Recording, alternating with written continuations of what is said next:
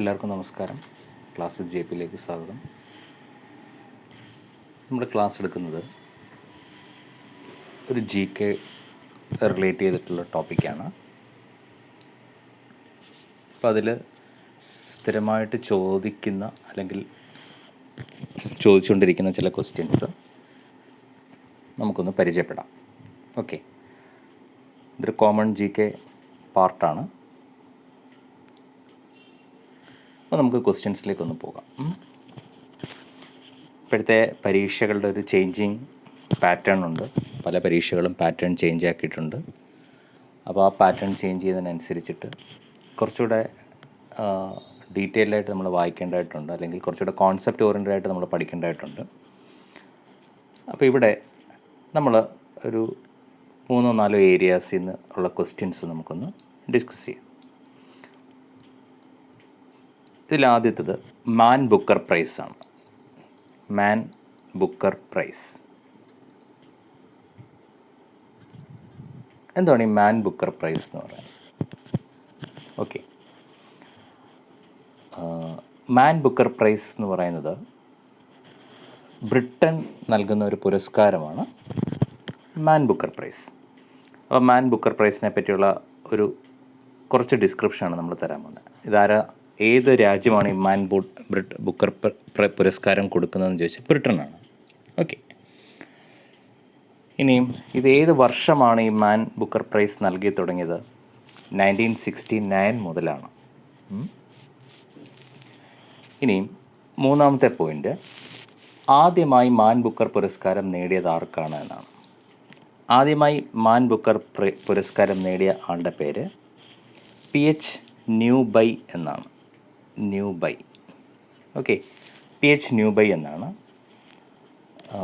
അദ്ദേഹത്തിന് ഏത് പുസ്തകത്തിനാണ് ഈ അവാർഡ് കിട്ടിയത് എന്ന് ചോദിച്ചാൽ അത് പ്രധാനപ്പെട്ടതാണ്. Something to answer for. Something to answer for എന്നാണ് അദ്ദേഹത്തിന് ബുക്കർ പ്രൈസ് കിട്ടിയ മാൻ ബുക്കർ പ്രൈസ് കിട്ടിയ കൃതിയുടെ പേര്.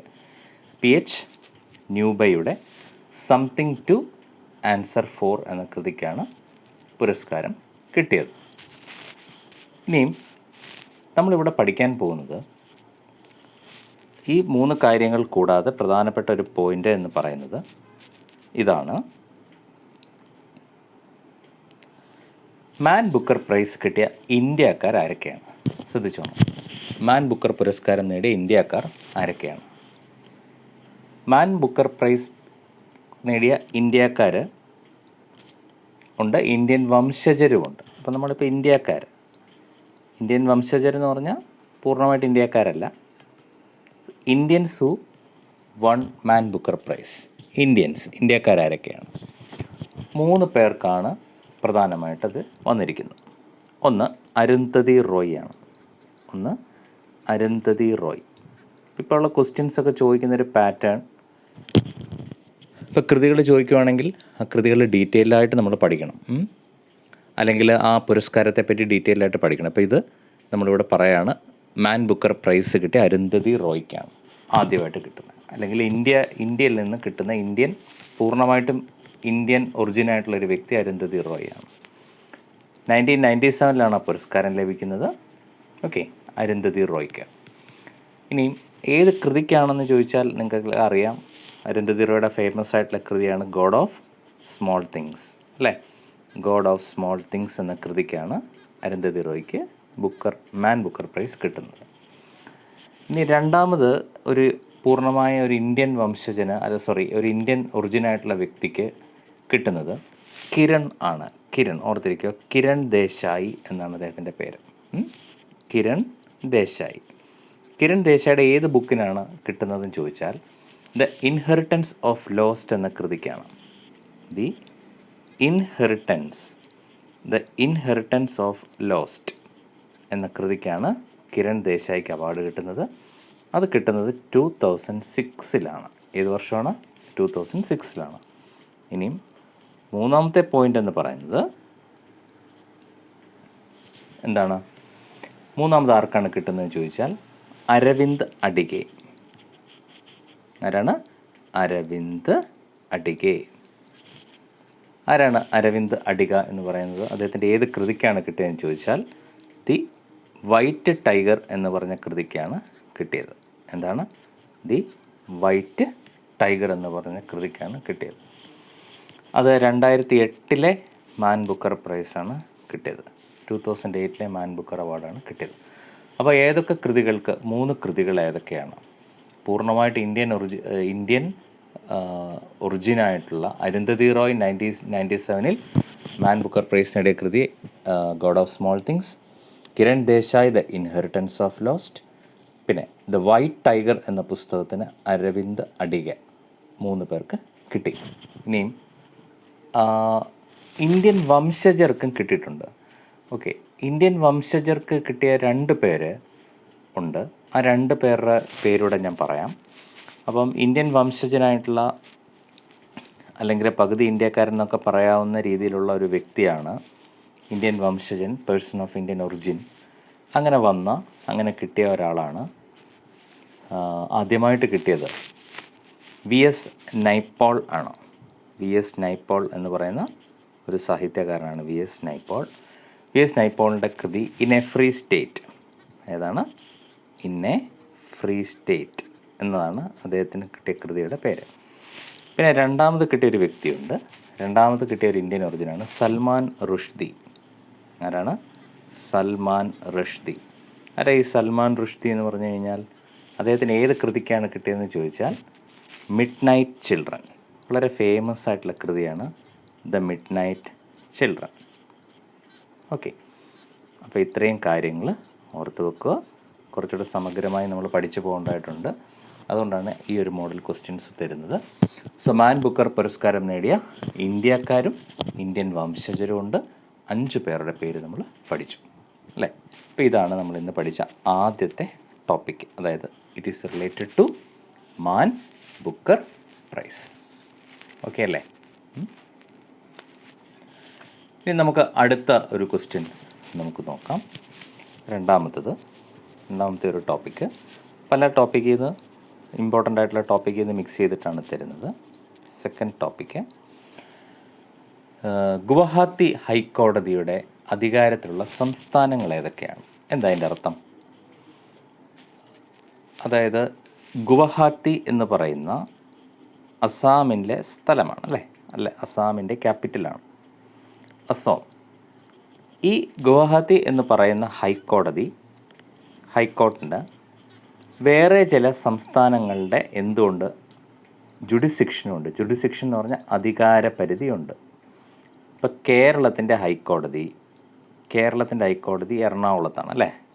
ഈ ഹൈക്കോടതിക്ക് ഒരു സ്റ്റേറ്റ് മാത്രമേ ഉള്ളൂ കേരള ഹൈക്കോടതിൻ്റെ പരിധി. അത് എവിടെ മാത്രമാണ്? കേരളം മാത്രമാണ്. എന്നാൽ ചില ഹൈക്കോടതികൾക്ക് ഒന്നിലധികം സംസ്ഥാനങ്ങളുടെ എന്തുണ്ടാവും? കാരണം എല്ലാ സ്റ്റേറ്റിലും ഹൈക്കോടതി വരണമെന്നില്ല. അപ്പോൾ അതുകൊണ്ട് ചില സ്റ്റേറ്റുകൾ മോർ ദാൻ 1 സ്റ്റേറ്റിൽ ജുഡിസിക്ഷൻ ഉണ്ടാവും. അപ്പോൾ അങ്ങനെ ഒരു കോർട്ടാണ് ഇത് ഗുവാഹട്ടി. അപ്പോൾ നമുക്ക് പഠിക്കാം. ഈ ഗുവാഹട്ടി എന്ന് പറയുന്ന ഗുവാഹട്ടി ഹൈക്കോടതിയുടെ അണ്ടറിൽ വരുന്ന സ്റ്റേറ്റുകൾ ഏതൊക്കെയാണെന്നാണ് നമ്മൾ പഠിക്കുന്നത്. ഗുവാഹട്ടി ഹൈക്കോർട്ടിൻ്റെ അണ്ടറിൽ വരുന്ന സ്റ്റേറ്റുകൾ നമുക്ക് നാമ NAMA എന്ന് പറഞ്ഞൊരു കോഡ് ഉപയോഗിച്ച് പഠിക്കാം.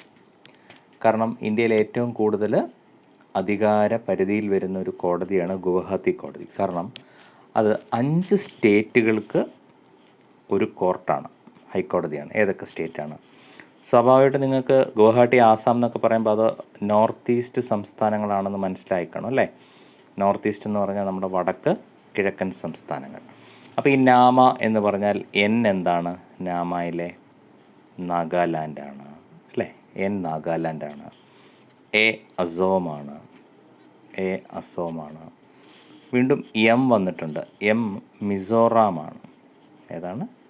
മിസോറാം എന്ന് പറയുന്ന സംസ്ഥാനമാണ്. അതുപോലെ അരുണാചൽ പ്രദേശാണ്. ഏതാണ്? അരുണാചൽ പ്രദേശാണ്. അപ്പോൾ എത്ര സംസ്ഥാനങ്ങളുണ്ട്? 4 സംസ്ഥാനങ്ങളുണ്ട് അല്ലേ? നാഗാലാൻഡ്, അസം, മിസോറാം ആൻഡ് അരുണാചൽ പ്രദേശ്. മണിപ്പൂർ, മേഘാലയ, ത്രിപുരയും കൂടി ഉണ്ടായിരുന്നു. പക്ഷേ 2013 മണിപ്പൂർ, മേഘാലയ, ത്രിപുരയ്ക്ക് എന്തുണ്ടായി? പുതിയ ഓരോ സംസ്ഥാനത്തിനും ഓരോ ഹൈക്കോടതി വെച്ച് ഉണ്ടായി, ഹൈക്കോടതികൾ സ്ഥാപിക്കപ്പെട്ടു. സോ മേഘാലയ, ത്രിപുര, മണിപ്പൂറിന് വേറെ ഹൈക്കോർട്ട്സ് ഉണ്ട്. എന്നാൽ നാഗാലാൻഡ്, അസം, മിസോറാം, അരുണാചൽ പ്രദേശിന് ചേർന്നിട്ട് ഒരു ഹൈക്കോടതിയാണ് ഉള്ളത്. ഓക്കെ, ഇനിയും ഒരു ക്വസ്റ്റ്യൻ ചോദിച്ചിട്ടുണ്ട്. ഇതുമായിട്ട് അനുബന്ധമായൊരു ചോദ്യമാണ്. കോൺസ്റ്റിറ്റ്യൂഷൻ പഠിക്കുമ്പോൾ നമ്മൾ പഠിക്കുന്ന ഒരു ക്വസ്റ്റ്യനാണ്. സുപ്രീം കോടതി ചീഫ് ജസ്റ്റിസിൻ്റെ സാലറി, ഹൈക്കോടതി ചീഫ് ജസ്റ്റിസിൻ്റെ സാലറി എത്ര രൂപയാണെന്നുള്ളത് എപ്പോഴും പഠിക്കുന്നൊരു കാര്യമാണ്. സുപ്രീം കോടതി ചീഫ് ജസ്റ്റിസിൻ്റെ സാലറി എന്ന് പറയുന്നത് 2.8 lakh റുപ്പീസാണ്. 1-2 2.8 lakh റുപ്പീസാണ്. ആൻഡ് ഹൈക്കോടതി ചീഫ് ജസ്റ്റിസിൻ്റെ സാലറി എന്ന് പറയുന്നത് 2.5 lakh മറന്നുപോലെ ചീഫ് ജസ്റ്റിസിൻ്റെ സാലറി. ഇനി സുപ്രീം കോടതി ജഡ്ജിൻ്റെ സാലറി, സാധാ ജഡ്ജ്, ചീഫ് ജസ്റ്റിസ് അല്ല, സാധാ ജഡ്ജിൻ്റെ സാലറി 2.5 lakh. ഹൈക്കോർട്ടിലെ സാധാരണ ജഡ്ജിൻ്റെ സാലറി, ചീഫ് ജസ്റ്റിസ് അല്ലാത്ത ജഡ്ജിൻ്റെ സാലറി 2.25 lakh. ഇത് മിക്സ് ചെയ്ത് എക്സാമിന് ചോദിക്കാനുള്ള പോസിബിലിറ്റി ഉണ്ട്. അപ്പോൾ നമ്മൾ വളരെ ക്ലിയർ ആയിരിക്കണം ആ കാര്യത്തിൽ. സുപ്രീം കോടതി ചീഫ് ജസ്റ്റിസ് 2.8, ഹൈക്കോടതി ചീഫ് ജസ്റ്റിസ് 2.5, സുപ്രീം കോടതി ജഡ്ജ് 2.5 ആൻഡ് ഹൈക്കോടതി ജഡ്ജ് ഗോസ് ടു 2.25 lakh. ഇനി 2.5 ചേർത്തിട്ടൊരു കാര്യം കൂടെ ഓർത്ത് വെക്കുക. കേരളത്തിൽ ഇന്ത്യയിൽ എത്ര ഹൈക്കോർട്ടുകളുണ്ട്, ആകെ ഹൈക്കോർട്ടുകളുടെ എണ്ണം എത്രയാണെന്ന് ചോദിച്ചാൽ അത് 25 ആണ്.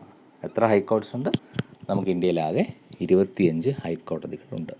ഓക്കെ, ഇനി പ്രീവിയസ് ആയിട്ടൊക്കെ ചോദിച്ചൊരു ക്വസ്റ്റ്യനാണ്. ജബൽപൂർ എന്ന് പറയുന്നത് ഏത് ഹൈക്കോടതിയുടെ ആസ്ഥാനമാണ്?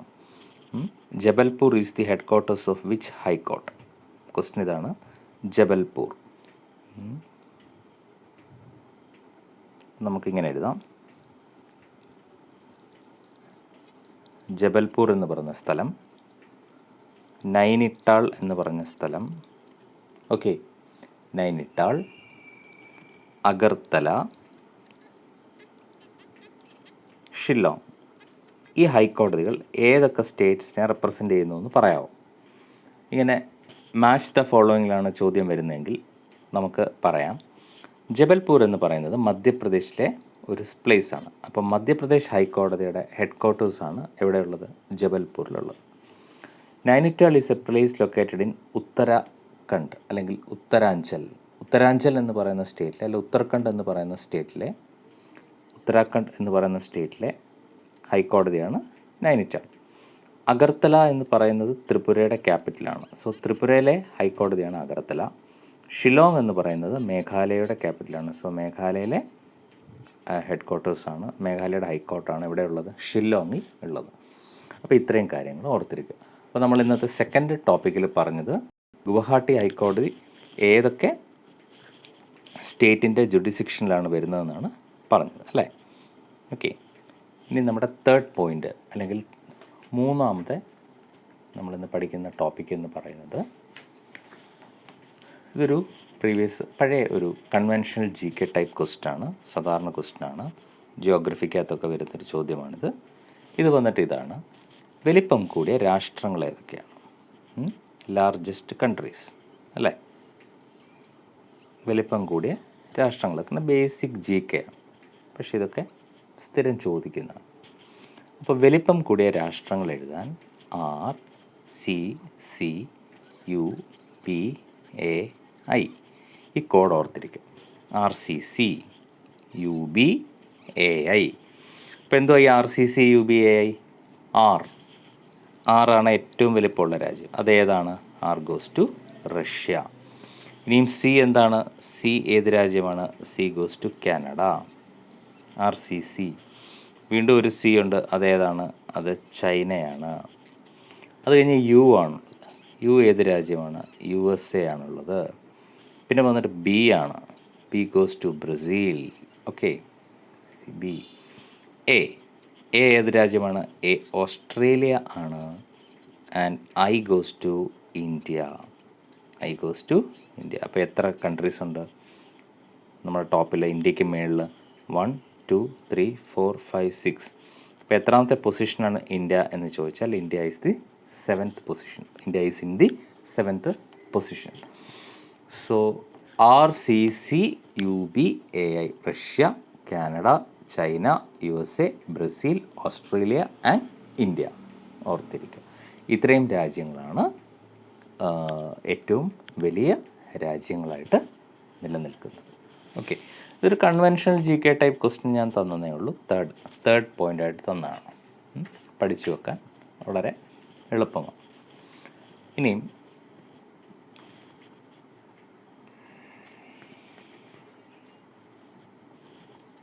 അടുത്ത ക്വസ്റ്റ്യൻ, ഒരു ഫോർത്ത് ക്വസ്റ്റ്യൻ എന്ന് പറയുന്നത് നമുക്ക് നോക്കാം. കേരള ചീഫ് മിനിസ്റ്റേഴ്സാണ്, കേരളത്തിൻ്റെ മുഖ്യമന്ത്രിമാർ. കേരള ചീഫ് മിനിസ്റ്റേഴ്സ് കാലക്രമത്തിലാണ്. കാലക്രമം എന്ന് പറഞ്ഞു കഴിഞ്ഞാൽ അതിൻ്റെ ഒരു ക്രൊണോളജിക്കൽ ഓർഡറിൽ, നമ്മൾ ഇന്ത്യൻ പ്രൈം മിനിസ്റ്റേഴ്സൊക്കെ ക്രൊണോളജിക്കൽ ഓർഡറിൽ പഠിച്ചിട്ടുണ്ട്. So Kerala chief ministers chronological ഓർഡറിൽ എങ്ങനെ വരുമെന്ന് നമുക്കൊന്ന് നോക്കാം. ഓക്കെ,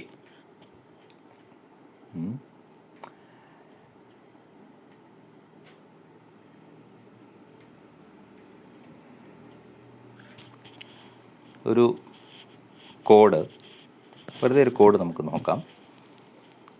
EP കോഡ് നിങ്ങൾ എഴുതിയിടുക. സഖാവ് കോയ നാട്ടിൽ അല്ലെ നാട്ടിലെ OV വിജയൻ. നല്ല കോഡല്ലേ? എന്താണ് കോഡ്? EP. കോഡ് കാണുമ്പോൾ ചിരി വരും, പക്ഷേ നമുക്ക് ഇങ്ങനത്തെ ക്രൊണോളജി പഠിക്കുന്ന കാര്യങ്ങളെല്ലാം കോഡിൽ പഠിച്ചു വെച്ചാൽ വളരെ ഉപകാരമായിരിക്കും. EP സഖാവ് കോയ നാട്ടിലെ OV വിജയൻ. ഇതെന്ത് കോഡാണെന്ന് നമുക്ക് നോക്കാം. ഓരോന്നും നമുക്കൊന്ന് എക്സ്പാൻഡ് ചെയ്ത് നോക്കാം. ഓക്കെ, അപ്പോൾ ആദ്യത്തേത് EP ആണല്ലേ? EP എന്ന് പറയുന്നത് എന്താണ്? കേരളത്തിലെ ഫസ്റ്റ് ചീഫ് മിനിസ്റ്ററാണ്. ആരാണ്? EMS ശങ്കരൻ നമ്പൂതിരിപ്പാട്. EMS ഏത് ഇയർ ആണെന്ന് ചോദിച്ചാൽ 1957 April 5 EMS അധികാരത്തിൽ വരുന്നത്. Okay, E goes to EMS. Then comes P ആരാ? പട്ടം ആണ് P. പട്ടം താണു പിള്ളൈ. ആരാണ്? പട്ടം താണു പിള്ളയാണ് P എന്ന് പറയുന്നത്. ദെൻ EP സഖാവ് എന്നല്ലേ വന്നേ? S അല്ലേ? S ആരാണ്? R ശങ്കർ എന്ന് പറയുന്ന മുഖ്യമന്ത്രിയാണ്. R ശങ്കറാണ് മൂന്നാമത്തെ മുഖ്യമന്ത്രി. സോ പട്ടം 1960 ആണ്, R ശങ്കർ 1962 ആണ്. R ശങ്കർ 7 വർഷം ഭരിച്ചു. സഖാവ് എന്ന് നമ്മൾ പറഞ്ഞതിനകത്ത് അടുത്ത കോഡ് ഏതാ? A ആണല്ലേ?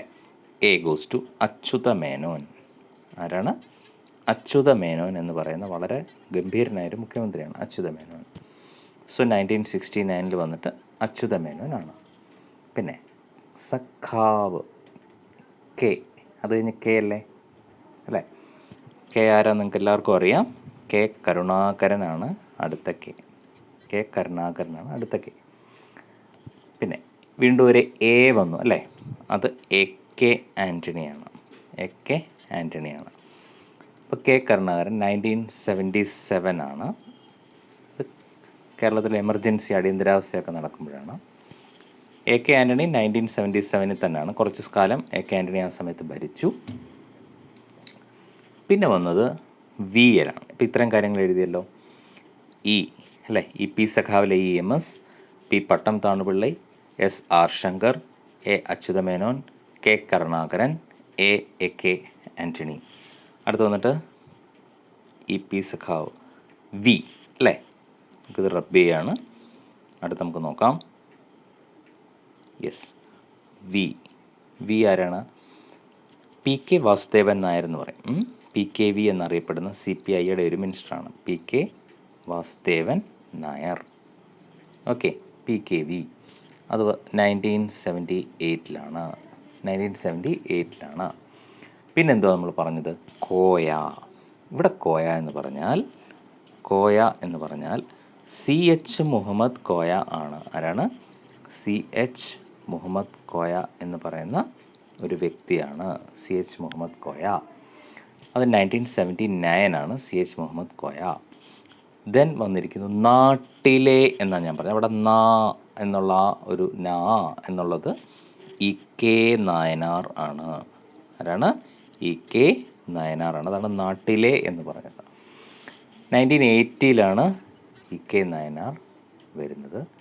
Then comes Oommen Chandy. അതാണ് O.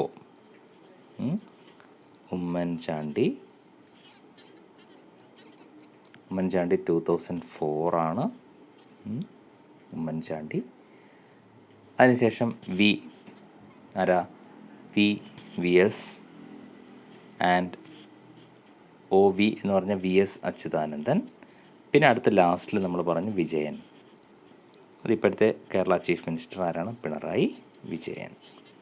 ഓക്കെ, അപ്പോൾ ഇത്രയും പേര്. ഇതിനകത്ത് ചില ആളുകൾ 2 പ്രാവശ്യമായവരൊക്കെ ഉണ്ട്. അത് നമ്മളിതിനകത്ത് എഴുതിയിട്ടില്ല കേട്ടോ. അതായത് ലൈക്ക് ഇപ്പം EK നായനാർ 1980 ശേഷം വീണ്ടും എനിക്ക് തോന്നുന്നു 96 ആ ടൈമിലും ആയിട്ടുണ്ട്. അത് നമ്മളിതിനകത്ത് എഴുതിയിട്ടില്ല. പല ആളുകളും 1 പ്രാവശ്യം 2 പ്രാവശ്യം 3 പ്രാവശ്യമൊക്കെ ഇതിനകത്ത് ആയിട്ടുള്ളവരുണ്ട്. അത് നമ്മൾ എഴുതിയിട്ടില്ല. പക്ഷെ ഇവിടെ എഴുതിയിട്ടുള്ളത് ഇത്രയും ചീഫ് മിനിസ്റ്റേഴ്സേ കേരളത്തിലുള്ളൂ. അത് നിങ്ങൾ മനസ്സിലാക്കുക. ഇതിനപ്പുറത്തേക്കൊരു ചീഫ് മിനിസ്റ്റർ പേരില്ല. കേരളത്തിൽ ചീഫ് മിനിസ്റ്റേഴ്സായ എല്ലാ ആളുകളുടെയും പേര് ഇതിനകത്ത് എഴുതിയിട്ടുണ്ട്. മനസ്സിലായോ? ആരൊക്കെയാണ്? ഇപ്പോൾ തന്നെ പഠിച്ചു പോയിക്കണം. EMS നമ്പൂതിരിപ്പാട്, പട്ടം Thanupillai, R Shankar, C Achutha Menon, K Karunakaran, AK Antony, PK Vasudevan Nair, പിന്നെ CH Muhammad Koya, EK Nayanar, Oommen Chandy, VS Achuthanandan and Pinarayi Vijayan. മനസ്സിലായോ? പിണറായി വിജയൻ. അപ്പോൾ ഇത്രയും ആളുകൾ എന്ത് ചെയ്തിട്ടുണ്ട്? ചീഫ് മിനിസ്റ്റേഴ്സ് ആയിട്ടുണ്ട്. ഇത്രയും പഠിച്ചു വെക്കും. ഇനി ഇതിനകത്ത് 1-2 പോയിൻ്റുകൾ ഉണ്ട്. ചീഫ് മിനിസ്റ്റേഴ്സുമായിട്ട് റിലേറ്റ് ചെയ്തിട്ട് പഠിക്കാൻ പറ്റുന്ന 1-2 പോയിൻ്റുകളുണ്ട്. ആ പോയിൻ്റുകൾ ഏതൊക്കെയാണ് നമുക്കൊന്ന് നോക്കാം. ജസ്റ്റ് ചുമ്മാ രസത്തിന് നോക്കാം. ഒന്ന്, നിങ്ങൾക്കറിയാലോ, ഇന്ത്യയിൽ ആദ്യമായിട്ടൊരു തെരഞ്ഞെടുപ്പിലൂടെ അധികാരത്തിലെത്തിയ പാർട്ടി നേതാവാണ്, മുഖ്യമന്ത്രിയാണ് EMS എന്ന് പറയുന്നത്. ഇന്ത്യയിൽ ബാലറ്റ് പേപ്പറിലൂടെ, ഇന്ത്യയിലല്ല ലോകത്തിൽ തന്നെ ആദ്യമായിട്ടാണെന്ന് തോന്നുന്നു ബാലറ്റ് പേപ്പറിലൂടെ ഒരാൾ അധികാരത്തിൽ വരുന്നത്. അത് EMS നമ്പൂതിരിപ്പാടാണ്. ഇനി ഒരു ക്വസ്റ്റ്യൻ. ചീഫ് മിനിസ്റ്റർ ആയതിനു ശേഷം ഗവർണറായ ഒരാളുണ്ട് ഇതിനകത്ത്. അതായത് കേരളത്തിൻ്റെ ചീഫ് മിനിസ്റ്റർ ആയതിനു ശേഷം പിന്നീട് പഞ്ചാബ് ഗവർണറായി അപ്പോയിൻ്റ് ചെയ്യപ്പെട്ട ആളാണ് ആര്? പട്ടം താണുപിള്ളൈ. ആരാണ്? പട്ടം താണുപിള്ള. അത് എപ്പോഴും ചോദിക്കുന്നൊരു ക്വസ്റ്റ്യനാണ്. അദ്ദേഹം 2 മാസം ചീഫ് മിനിസ്റ്റർ ആയിരുന്നു. 2 വർഷം കേരളത്തിലെ ചീഫ് മിനിസ്റ്റർ ആയിരുന്നു. ഈ belongs to Praja socialist party. അതിനുശേഷം അദ്ദേഹം എന്ത് ചെയ്തു? പഞ്ചാബ് ഗവർണറായിട്ട് പോയി. ഇനി കേരളത്തിലൊരു ആൾ ആദ്യം ഡെപ്യൂട്ടി ചീഫ് മിനിസ്റ്റർ ആയിരുന്നു, അതായത് ഉപമുഖ്യമന്ത്രിയായിരുന്നു. അതിനുശേഷം അദ്ദേഹം ചീഫ് മിനിസ്റ്ററായി മാറി. ആരാണ് ആൾ? ആളുടെ പേരാണ് R ശങ്കർ എന്ന് പറയുന്നത്. എന്നുവെച്ചാൽ ആദ്യം ഡെപ്യൂട്ടി ചീഫ് മിനിസ്റ്റർ ആയിരുന്നു, പിന്നീട് ചീഫ് മിനിസ്റ്ററായിട്ട് മാറി. ഇനി നിങ്ങളോട് ചോദിക്കുകയാണ്, നിയമസഭയിൽ ലെജിസ്ലേറ്റീവ് അസംബ്ലിയിൽ ആദ്യമായി കാലാവധി പൂർത്തിയാക്കിയത് ആരാണ്? അതായത് ടെന്യൂർ കംപ്ലീറ്റ് ചെയ്ത ചീഫ് മിനിസ്റ്റർ ആരാണ്? ടെന്യൂർ കംപ്ലീറ്റ് ചെയ്ത ഒരേ ഒരു ചീഫ് മിനിസ്റ്റർ, ആദ്യത്തെ ചീഫ് മിനിസ്റ്റർ എന്ന് പറയുന്നത് C അച്യുതമേനോനാണ്. ആരാണ്? C അച്യുതമേനോൻ. അച്യുതമേനോൻ സാർ ഭയങ്കര സമർത്ഥനായ, കേരളത്തിൽ ഇതുവരെ വന്നിട്ടുള്ള മുഖ്യമന്ത്രിമാരിൽ ഏറ്റവും പ്രഗത്ഭനായിരുന്നു. അദ്ദേഹം 10th പ്രീ ഡിഗ്രിക്കൊക്കെ റാങ്ക് ഹോൾഡറൊക്കെ ആയിരുന്നു. അങ്ങനെ പിന്നെ രാഷ്ട്രീയത്തിൽ വന്നു. ഭയങ്കര വലിയൊരു ഇൻ്റലക്ച്വലായിട്ടുള്ള വ്യക്തിയായിരുന്നു C അച്യുതമേനോൻ. ഇനി എപ്പോഴും ചോദിക്കുന്നൊരു ക്വസ്റ്റ്യനാണ്, പഞ്ചായത്തി രാജ് ആക്ട് പാസ്സാക്കുന്ന സമയത്ത് കേരളത്തിലെ മുഖ്യമന്ത്രി ആരായിരുന്നു? പഞ്ചായത്തി രാജ് ആക്റ്റൊക്കെ നമ്മൾ കോൺസ്റ്റിറ്റ്യൂഷനിൽ വിശദമായിട്ട് പഠിക്കും. സോ പഞ്ചായത്ത് രാജ് ആക്ട് പാസ്സാക്കുമ്പോൾ കേരളത്തിലെ ചീഫ് മിനിസ്റ്റർ ആരായിരുന്നു ചോദിച്ചാൽ അത് K കരുണാകരനായിരുന്നു. ആരാണ്? K കരുണാകരനായിരുന്നു. ഓക്കെ അല്ലേ? ഇനി കേരളത്തിൽ ത്രിതല പഞ്ചായത്ത് സംവിധാനം വന്നപ്പോൾ എന്ന് വെച്ചാൽ 3 ടയർ സിസ്റ്റം അല്ലേ? ത്രിതല പഞ്ചായത്ത് സിസ്റ്റം എന്ന് പറഞ്ഞാൽ എന്തുവാ? ജില്ല, ബ്ലോക്ക്, പിന്നെ പഞ്ചായത്ത് അല്ലേ? ഇങ്ങനെ 3 തരത്തിലുള്ള, അത് തന്നെയാണ് പഞ്ചായത്ത് രാജ് ആക്ട് എന്ന് പറഞ്ഞത്. പക്ഷേ ഈ ത്രിതലം വന്നത് അതിന് ശേഷമാണ്. അപ്പോൾ ഇങ്ങനെ കേരളത്തിൽ 3 തരത്തിലുള്ള സംവിധാനം, ത്രിതല സംവിധാനം വന്ന സമയത്തുള്ള കേരള മുഖ്യമന്ത്രി ആരാണെന്ന് ചോദിച്ചാൽ അത് എ.കെ. ആൻ്റണിയാണ്, മറന്നു പോകല്ല. ഓക്കെ. ഇനിയും ഓക്കെ, ഇത്രയും മതി. ഇത്രയും കാര്യങ്ങളാണ് പ്രധാനപ്പെട്ട ചീഫ് മിനിസ്റ്റേഴ്സുമായിട്ട് ബന്ധപ്പെട്ടുള്ള കാര്യങ്ങൾ. ഓക്കെ. സോ 25 മിനിറ്റായി, അപ്പോൾ കുറച്ച് നീണ്ടുപോയ വീഡിയോ. അപ്പോൾ ഇത്രയും കാര്യങ്ങളാണ് നമ്മൾ ഇന്നത്തെ ക്ലാസ്സിൽ പറഞ്ഞത്. ഇത്രയും കാര്യങ്ങൾ ശ്രദ്ധിക്കുക, എന്നിട്ട് നന്നായിട്ട് പഠിക്കുക. Okay, thank you.